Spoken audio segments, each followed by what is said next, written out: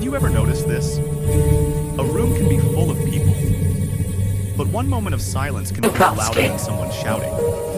That awkward silence after you say a joke and nobody laughs. The silence when you text, okay, and the other person reads it and disappears. Suddenly your brain goes, I have made a mistake. Why does silence hit so hard? Why does it feel heavier than words? Let's talk about that. Because silence isn't empty.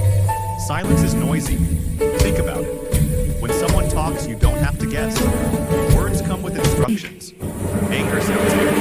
Happiness sounds happy. Even lies come with effort. But silence? Silence is your brain's favorite playground. The moment things go quiet, your mind turns into a detective on 3 cups of coffee.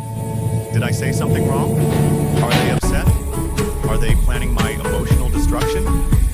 Nobody said anything, but your thought said everything. Here's a simple example. You're sitting with a friend.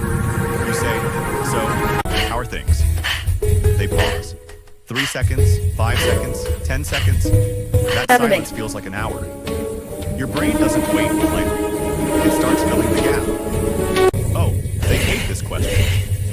Oh, they hate me. Oh, wow.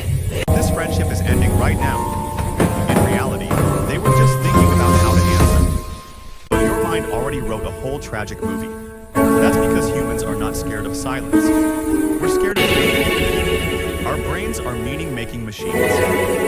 Give them nothing, and they'll create something, usually something dramatic. Silence gives your mind freedom. And freedom, without information, becomes fear. Words close possibilities. Silence opens them. When someone says, I'm busy, it's clear.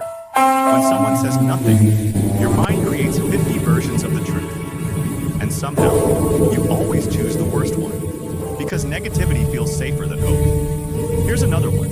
You send a voice note, 2 minutes long, very emotional. You even re-recorded it 3 times. Scene. No reply. Suddenly, silence starts screaming. They're judging me.